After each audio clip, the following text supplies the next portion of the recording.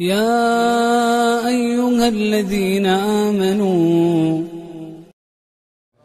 بیویاں اور اولادیں تو انسان کے سب سے بڑے رازدار اور سب سے زیادہ دل کے قریب ہوتے ہیں، اور ان کی محبت کو قرآن نے دوسرے مقام پر بیان بھی کیا ہے۔ لیکن اس آیت کریمہ میں اللہ تعالیٰ نے ان دونوں کے متعلق فرمایا کہ یہ تمہارے دشمن ہیں۔ اس آیت کریمہ کا شان نزول یہ ہے کہ جب رسول اللہ صلی اللہ علیہ وآلہ وسلم نے ہجرت مدینہ فرمائی اور آقا علیہ السلام نے صحابہ کرام کو بھی ہجرت کا حکم دیا، تو کچھ افراد ایسے تھے جو ہجرت کا ارادہ کر چکے تھے، لیکن ان کی بیوی اور ان کے بچوں نے انہیں یہ عار دلائی اور یہ کہا کہ اگر ہم یہاں سے چلے جائیں گے تو کاروبار تباہ ہو جائے گا، کھانے کو کیا ہوگا، وہاں جا کے لائف کیسے سیٹل ہوگی، اور بہت ساری باتیں جن کی باتوں میں آ کر کے ان حضرات نے اس وقت ہجرت کا ارادہ ترک فرما دیا۔ لیکن جب بعد میں انہوں نے ہجرت مدینہ کی تو جب وہ مدینے گئے تو دیکھا کہ وہ حضرات جنہوں نے آقا علیہ السلام کے حکم پر اسی وقت ہجرت کر لی تھی، انہوں نے مدینے میں رہ کے بہت سارا دین حاصل کر لیا اور وہ فقیہ بن گئے۔ تو پھر ان صحابہ کرام نے کہ جنہوں نے بعد میں ہجرت کی اور بیویوں کی اور اولادوں کے کہنے کی وجہ کر وہ انہوں نے پہلے ہجرت نہیں کی تھی، انہیں اپنی بیویوں پر اور اولادوں پر سخت غصہ آیا کہ ان کی وجہ کر وہ دین سیکھنے سے محروم رہے۔ تو اللہ تعالیٰ نے انہی کے متعلق ارشاد فرمایا کہ بیویوں اور اولادوں میں سے کچھ دشمن ہیں تو ان سے بچو، اور اللہ تعالیٰ نے فرمایا کہ جب ان صحابہ کو ان پر غصہ آیا تو اللہ نے فرمایا ان سے درگزر کرو۔ یہ صرف اس موقع کے لیے نہیں تھا، اس اسلوب کو اگر ہم دیکھتے ہیں تو فی زمانہ بلکہ ہر دور میں یہ چیز رہی ہے، اور موجودہ دور میں تو یہ بہت زیادہ ہے کہ ایک شخص بیچارہ اپنے آپ کو اللہ اور اس کے رسول کی اطاعت میں لگانا چاہتا ہے، اللہ اور اس کے رسول صلی اللہ علیہ وسلم کی فرمانبرداری میں لگانا چاہتا ہے، لیکن بہت بار ایسا ہوتا ہے کہ وہ بیوی کی وجہ کر، بچوں کی وجہ کر خود کو نیکیوں کی طرف نہیں لگا پاتا۔ جیسے کسب حلال کا معاملہ دیکھ لیجئے، ایک بندہ بیچارہ محنت مزدوری کرتا ہے اور محدود وسائل اور محدود آمدنی کے ساتھ گزر اوقات کرتا ہے، اب وہ بیوی اس کی بار بار تم کیا کرتے ہو، یہ دیکھو فلانی کا شوہر کتنا کماتا ہے، وہ دیکھو اس نے اپنا گھر بھی کر لیا، وہ دیکھو اس کی گاڑی بھی ہو گئی ہے، کتنی اچھی لائف، ہمارے ساتھ ہی شادی ہوئی تھی، اس کے باوجود ایک اس کی زندگی میری زندگی ہے، میری قسمت پھوٹی تھی کہ میرے نصیب میں ایسا شوہر آ گیا۔ اور اس طرح کی بہت ساری ایسی باتیں یہ طبقہ یعنی بیوی اور اولاد کا کرتا ہے کہ جس کی وجہ کر ایک شخص کے جو اللہ تعالیٰ کی رضا چاہتے ہوئے محدود وسائل میں حلال کما رہا ہوتا ہے، پھر وہ حرام کا ارتکاب کرتا ہے، پھر وہ گناہ کا ارتکاب کرتا ہے۔ اور اس روایت کا مفہوم ملتا ہے کہ کئی بار کوئی شخص اپنے گھر والوں کے کہنے کی وجہ کر حرام کام کر جاتا ہے، گناہ میں پڑ جاتا ہے، کیونکہ پورا نہیں ہو رہا ہوتا، جو خواہشات ہیں وہ پوری نہیں ہو رہی ہوتی ہیں، اور ماحول دیکھ کر کے تقاضا خوب سے خوب تر کا ہو رہا ہوتا ہے تو بندہ گناہ کی طرف چلا جاتا ہے۔ اس حوالے سے ہمیں شریعت مطالعہ نے باضابطہ اصول دیا۔ پہلے تو یہ یاد رکھیے کہ اللہ تعالیٰ نے ہمیں سردار بنایا ہے، تو سردار وہ نہیں ہوتا جو رعایا کی بات میں آ کر جیسی رعایا کہے ویسا کرنا شروع کر دے، بلکہ اللہ تعالیٰ نے پورا ہمیں ضابطہ دیا۔ والدین، اولاد، بیویاں، گھر والے سب کی اطاعت، سب کی بات ماننے کا بھی ہے، لیکن اس کے لیے پیمانہ کیا ہے، اس کے لیے اصول کیا ہے کہ بیویوں کی بات، گھر والوں کی بات، بچوں کی بات کس حد تک مانی جائے اور کب کب مانی جائے۔ چنانچہ رسول اللہ صلی اللہ علیہ وآلہ وسلم نے ارشاد فرمایا کہ خالق کی نافرمانی میں کسی مخلوق کی اطاعت جائز نہیں، ہر وہ عمل کہ جس سے اللہ ناراض ہو جائے، اس میں پوری کائنات بھی اگر راضی ہوتی ہو تو بھی اس عمل کو نہیں کیا جائے گا۔ ہمارے بعض حضرات ہیں داڑھی نہیں رکھتے، وجہ پوچھی تو کہا بیوی کہتی ہے کہ یہ اچھی نہیں لگتی۔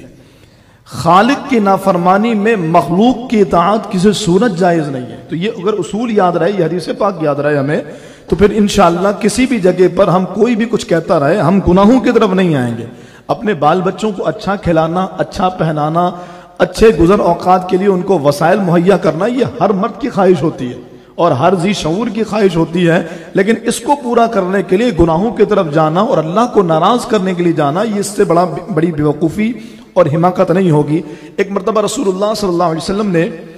اپنے صحابہ کرام کو کسی جنگ پہ روانہ فرمایا اور اس لشکر کا امیر ایک انصاری صحابی کو بنایا۔ کسی جگہ پر ان صحابہ کرام نے، ان حضرات نے قیام کیا تو وہ جو امیر تھے وہ ان سے ناراض ہو گئے کسی بات پر، اور انہوں نے فرمایا کہ لکڑیاں جمع کرو۔ سب نے اطاعت کی، لکڑیاں جمع ہو گئی، انہوں نے کہا آگ لگاؤ۔ بڑی سی آگ لگا دی گئی اور بہت آگ بھڑکا دی گئی. تو وہ جو لشکر کے امیر تھے انہوں نے کہا اب سارے 1 بائی 1 اس آگ کے اندر چلے جاؤ. اب وہ سارے پریشان کہ حضور علیہ السلام نے ہمیں امیر کی اطاعت کا حکم تو دیا. سرکار علیہ السلام کی حدیث پاک کا مفہوم ہے امیر کی اطاعت کرو اگرچہ تم پر کالا حبشی غلام ہی کیوں نہ امیر بنا دیا جائے. اب صحابہ کے سامنے ایک طرف تو یہ فرمان تھا اور دوسری جانب وہ دیکھتے ہیں کہ یہ تو ہمیں مرنے کا حکم دے رہا ہے. تو حضرات صحابہ کرام نے ان سے گفتگو شنید کی, پھر ان کا غصہ ٹھنڈا ہو گیا, پھر انہوں نے اس معاملے کو رہنے دیا. جب حضور کی بارگاہ میں حاضر ہوئے اور یہ معاملہ بیان کیا گیا تو رسول اللہ صلی اللہ علیہ وسلم نے فرمایا اگر تم اس کی اس وقت اطاعت کر لیتے اور آگ میں چلے جاتے تو پھر تم ہمیشہ اسی آگ میں رہتے. یعنی اللہ رب العالمین کی نافرمانی تھی کہ اللہ تعالیٰ نے خودکشی سے منع فرمایا لا تلقوا بأیدیکم الی التہلکہ, اپنے ہاتھوں سے اپنے آپ کو ہلاکت میں نہ ڈالو اور بندہ یوں خود بخود آگ میں چلا جائے کہ ایک امیر کہہ رہا ہے. تو وہی والی حدیث پاک کہ خالق کی نافرمانی میں مخلوق کی اطاعت نہیں ہے. تو وہ حضرات جو بیوی بچوں والے ہیں, گھر بار والے ہیں, یقیناً بیوی بچوں کے لیے وسائل مہیا کرنا, ان کے لیے اسباب مہیا کرنا اچھی چیز ہے. اللہ رب العالمین کے حبیب علیہ السلام فرماتے ہیں تم میں بہترین وہ ہے جس کے اخلاق اس کی بیوی کے ساتھ اچھے ہیں. لیکن اس کا مطلب یہ ہرگز نہیں ہے کہ ہم رب کی نافرمانی کی طرف جائیں, اللہ اس کے حبیب علیہ السلام کی نافرمانی کی طرف جائیں. نماز چھوڑنا, گناہوں کی طرف جانا, حرام کمانا, یہ ان سارے کاموں کی اجازت ہرگز نہیں ملے گی. اچھا, جب یہ فرمان ہم سنتے ہیں تو پھر فوراً ہی ہمیں ذہن میں یہ خیال آتا ہے اچھا بیویاں دشمن ہوتی ہیں, اولاد دشمن ہوتی ہے. قرآن کریم نے ایک ماحول بیان فرمایا کہ ایسا بھی ہوتا, لیکن یہ ضروری نہیں ہے کہ ہر بیوی دشمن ہو. یہ ضروری ان معنوں میں کہ ہر بیوی گناہ نیکیوں سے روکنے والی ہو, بلکہ رسول اللہ صلی اللہ علیہ وسلم کی بارگاہ میں ایک صحابی حاضر ہوئے, عرض کی یا رسول اللہ یہ کنز کیا ہے؟ سرکار نے فرمایا کیا میں تمہیں دنیا کا بہترین کنز یعنی خزانہ, میں تمہیں دنیا کا بہترین کنز نہ بتاؤں؟ عرض کی یا رسول اللہ ضرور بتائیے. فرمایا دنیا کا بہترین کنز نیک بیویاں ہیں,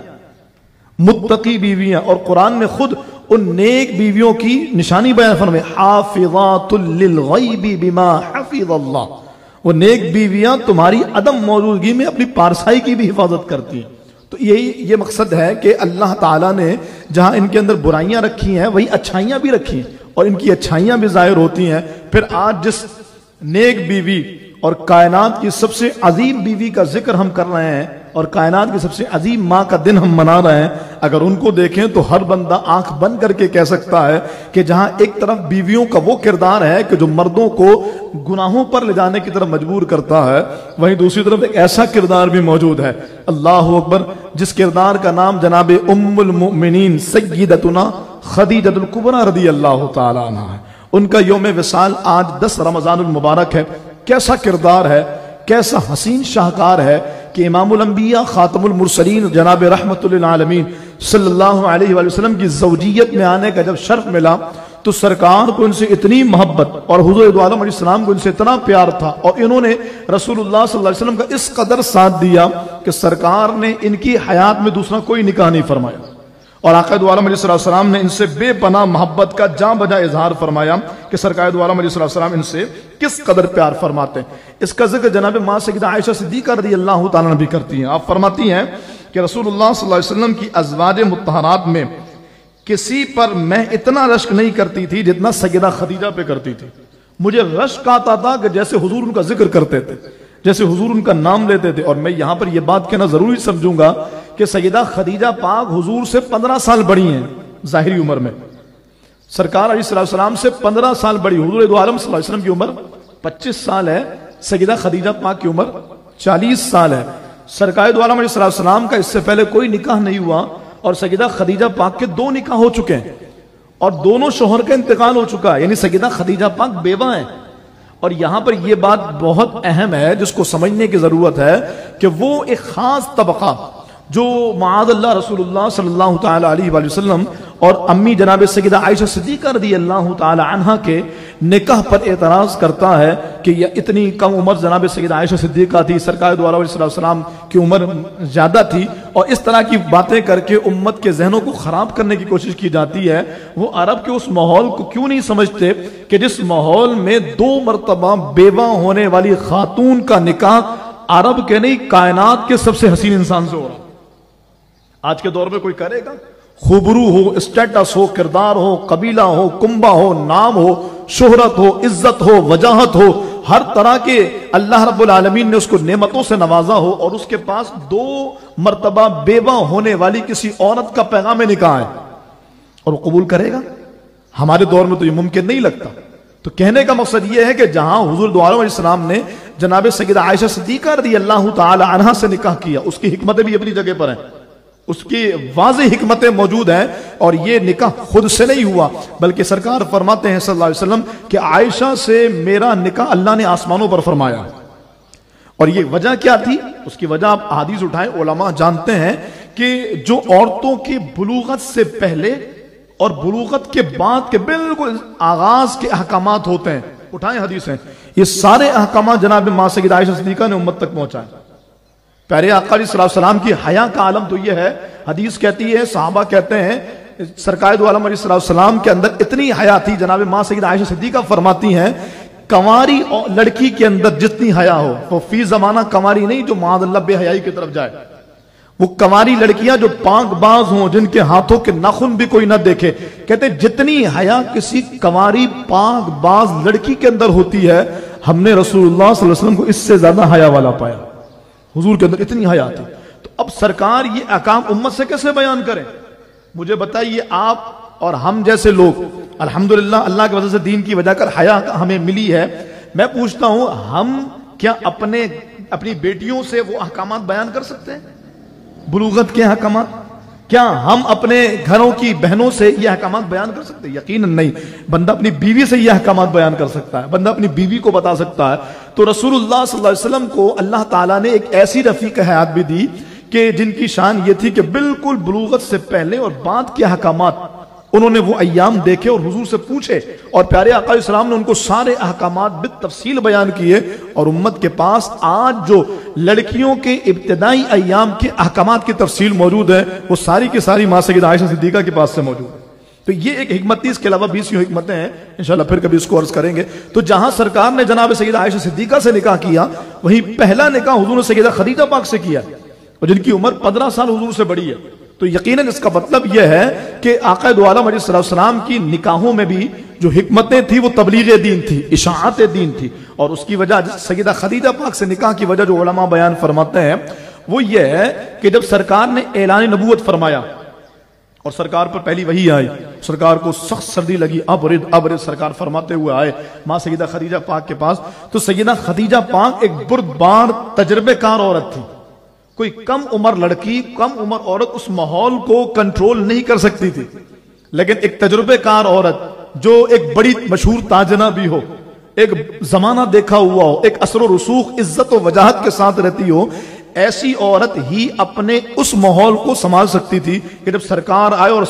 سرکار نے پسند کتنا فرمایا۔ ماں سیدہ عائشہ صدیقہ فرماتی ہیں میں سرکار کی کسی بھی زوجہ پر رشک نہیں کرتی تھی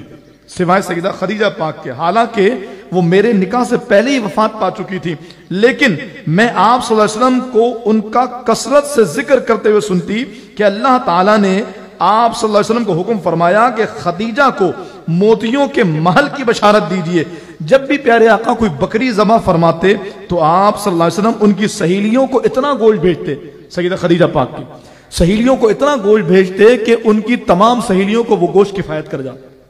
حضور کی محبت کا عالم، سرکار فرماتے ہیں میری بیویوں میں خدیجہ جیسی کوئی نہیں، اور آقا دو عالم علیہ السلام بے پناہ محبت فرماتے تھے، اور سیدہ خدیجہ پاک ہی وہ ہیں کہ سرکار کی 7 اولادوں میں سے 6 اولادیں جناب سیدہ خدیجہ پاک کے بطن اطہر سے۔ سرکار کی کتنی شہزادیاں ہیں بولیے؟ سارے بولیں گے نا، ہم نے یہ سبق یاد کیا تھا 3 رمضان کو، شہزادی کا عرس منایا تو ہم نے سبق یاد کیا تھا، والدہ کا عرس ہے تو سبق سنانے کا وقت ہے۔ کتنی شہزادیاں تھی؟ 4 شہزادیاں۔ بڑی شہزادی کا نام سیدہ زینب، دوسری شہزادی کا نام سیدہ رقیہ، بولیں گے تو منہ سے خوشبو آئے گی انشاءاللہ، یہ وہ ہستیاں۔ دوسری شہزادی کا نام سیدہ رقیہ، تیسری شہزادی کا نام سیدہ ام کلثوم، اور چوتھی شہزادی کا نام ماں شہزادی کونین جناب سیدہ فاطمہ الزہرا رضی اللہ تعالیٰ عنہ۔ 2 شہزادے بھی حضور علیہ السلام کے انہی کے شکم اطہر سے ہوئے ہیں، اور ایک جناب ابراہیم جناب سیدہ ماریہ قبطیہ سے ہوئے۔ تو یہ سرکار علیہ السلام کے شہزادے اور شہزادیاں خدیجہ پاک سے ہوئے۔ سیدہ خدیجہ پاک کون ہے؟ جو حسنین کی نانی ہے اور جن کی ساس محترمہ کا نام اللہ اکبر جناب سیدہ آمنہ ہے، جناب سیدہ حلیمہ سعدیہ۔ یہاں پر بھی یہ بات بڑی ہمارے لیے ذوق کا باعث ہے، میں مطالعہ کر رہا تھا، یہ نظر سے گزری بات کہ سیدہ خدیجہ پاک کے پاس ایک مرتبہ حلیمہ سعدیہ آئیں رضی اللہ تعالیٰ، وہ حضور کی رضائی والدہ، تو سیدہ خدیجہ پاک رضی اللہ تعالیٰ عنہ نے ان کو عزت و اکرام کے ساتھ اپنے گھر میں بٹھایا اور 40 بکریاں اور 5 اونٹ ان کو تحفے میں دیے۔ تو یہ ساس اور بہوؤں کی محبت کا انداز بھی دیکھیے، اسلام نے پورا معیار اور سارا نصاب ہمیں دے دیا ہے۔ آج تو ساس اور بہو کا تذکرہ آیا تو لڑائی جھگڑے کا کانسیپٹ آتا ہے، اور وہاں پر حال یہ ہے کہ ساس آتی تو ماتھا چومتی ہے اور بہو اپنا اتنا سارا مال ساس کی خدمت میں پیش کرتی ہے، اور آج بہو کہتی ہے سامان لانا نا تو اماں کو مت دکھانا، چھپا کے لانا، تمہاری ماں سارا حصہ لے لیتی، میں کیا کھاؤں گی، ساری زندگی تو تمہارا پیسہ ماں کھاتی رہی ہے، اب بھی کیا ماں ہی کھائے گی، چھپا کے لانا۔ وہ چھپا کے جیب میں رکھ کر لاتا ہے، بیٹا کیا ہوا، آ گئے خیریت سے؟ ہاں ماں آ گیا، اور اندر جا کر بیوی کو دینا۔ جب لائیے تو 2 چیزیں لے آئیے، والدہ کو بھی پیش کیجیے، اور والدہ کو بھی چاہیے کہ پھر وہ سمجھیں کہ یقیناً یہ لڑکا اپنی بیویوں کے حقوق بھی ادا کر رہا ہے، اور بیوی کو چاہیے کہ سمجھیں کہ ظاہر ہے وہ ماں جس نے پال پوس کے جوان کیا ہے اور اتنا خوبرو نوجوان مجھے دیا ہے، اس ماں کے حقوق بھی تو ہیں جو وہ ادا کریں گے۔ بہرحال ہمارے اسلاف کی سیرت بہترین نمونہ ہے کہ اگر ہم اس کو سمجھیں گے تو انشاءاللہ اس کی برکتیں ملیں گی۔ آج کے دن ضرور ایصال ثواب کیجئے، انشاءاللہ ہماری قبریں تو روشن ہوں گی۔ اللہ نے چاہا تو سیدہ خدیجہ پاک کا فیضان اگر گھر پہ آیا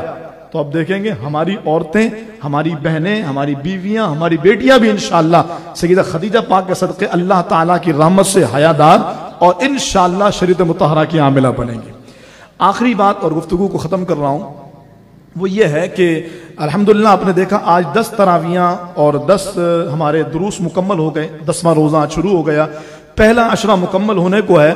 لیکن آپ نے دیکھا ہوگا اتنے بڑے پیمانے پہ بخاری مسجد کا کام چھڑا ہوا ہے، ڈیمولش ہو چکی ہے، اور ہم کھلے صحن میں الحمدللہ اتنے بہترین ماحول میں نمازیں ادا کر رہے ہیں۔ لیکن ان 10 دنوں میں میں نے کہیں پر آپ کے سامنے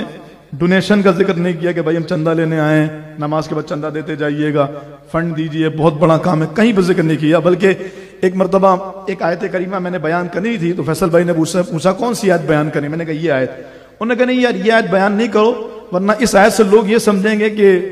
یہ جو ہے نا وہ چندہ لینے کا ذہن دے رہے ہیں، یہ چاہ رہے ہیں، یہ فجر کے بعد کے درس کا مقصد یہ ہے کہ ان کو چندہ ہے، تو انہوں نے منع کیا۔ میں نے کہا نہیں یہاں پہ چندے کا ذکر نہیں ہوگا، یہاں پر اللہ کی راہ میں خرچ کرنے کا ذکر ہوگا۔ تو آپ نے دیکھا ہوگا ان 10 دنوں میں ہم نے کوئی بات نہیں کی، لیکن کام بہت بڑا ہے۔ اگر بات نہیں کی تو ماشاءاللہ سمجھدار لوگوں کو چیزیں تو نظر آ رہی ہیں۔ حال یہ ہے کہ ظہر اور عصر میں ہمارے مہران بھائی ذمہ دار ہیں، ظہر اور عصر میں 1000 روپے چندہ آتا ہے۔ اب اتنی بری صورتحال، تو کیا آپ یہ چاہتے ہیں کہ ہم ہر درس میں پھر یہ ذہن دیں کہ یار آپ اللہ کی راہ میں دیں، مسجد کا کام ہے، 50-60 کروڑ روپے کا بجٹ ہے، کیسے پورا ہوگا؟ ابھی تو رمضان شریف کا جو بجٹ ہے نا وہ بھی 50% ریکور نہیں ہوا جو رمضان شریف میں، ورنہ آپ دیکھیں اخن میں جمعہ ہو رہا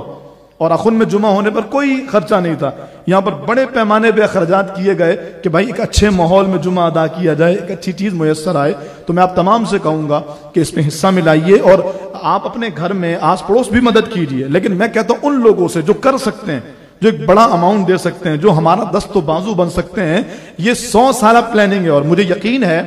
حالات کے تناظر میں کہ 100 سال کے بعد ہم میں سے کوئی بھی نہیں ہوگا، تو یقیناً یہ ہمارے لیے کتنا بہترین صدقہ جاریہ ہوگا کہ ہم نہیں رہیں گے لیکن انشاءاللہ بہاریں ایسی رہیں گی، برکتیں ایسی رہیں گی، دین ایسی ہی پھیلایا جاتا رہے گا، اور بھر بھر کے ثواب ہماری قبروں میں پہنچایا جاتا رہے گا۔ اس لیے سیدہ خدیجہ پاک جنہوں نے سارا مال اللہ کی راہ میں دے دیا، آج ان کے عرس پاک میں اگر ان کے ایصال ثواب کے لیے ہم بھی نیت کریں کہ ہم اپنا بھرپور حصہ شامل کریں گے، بولیے نا انشاءاللہ۔ یہ نیت اللہ تعالیٰ کی بارگاہ میں عزم کو ظاہر کرتی ہے، ہم حصہ شامل کریں گے انشاءاللہ، اور بھرپور کریں گے، جہاں تک ریسورسز ہیں اس کو استعمال کریں گے، تاکہ ہم جو بڑا ایک الحمدللہ بجٹ لے کر کے اور بڑا مقصد لے کر چلے ہیں، اللہ پاک ہمیں اس میں کامیاب کرے۔ یہ کام آپ لوگوں نے ہی مکمل کرنا ہے، اور انشاءاللہ آپ لوگوں سے ہی اللہ کروائے گا، لیکن جس کو اللہ توفیق دے گا اس سے ہوگا، ورنہ جیب میں لاکھوں لے کر کے 10 روپے کا نوٹ ڈھونڈ کے ڈالنے والے بھی ہوتے ہیں، اور ایسا بھی ہوتا ہے کہ پوری جیب خالی کر کے جانے والے، جس سے اللہ توفیق دے اس سے کام لے لے۔ اللہ تعالیٰ میری ماں سیدہ خدیجہ پاک رضی اللہ تعالیٰ کے صدقے ہماری اس بخاری مسجد کی تعمیرات کو اللہ جلد مکمل فرمائے، اور جو خرجات اپنے فضل سے اللہ رب العالمین ہمیں وہ معاونین دے جن کے ذریعے بہترین انداز سے ان سارے کام کو پایہ تکمیل تک پہنچایا جا سکے. آمین بجاہ النبی الامین وما علیہ الا البلاغ.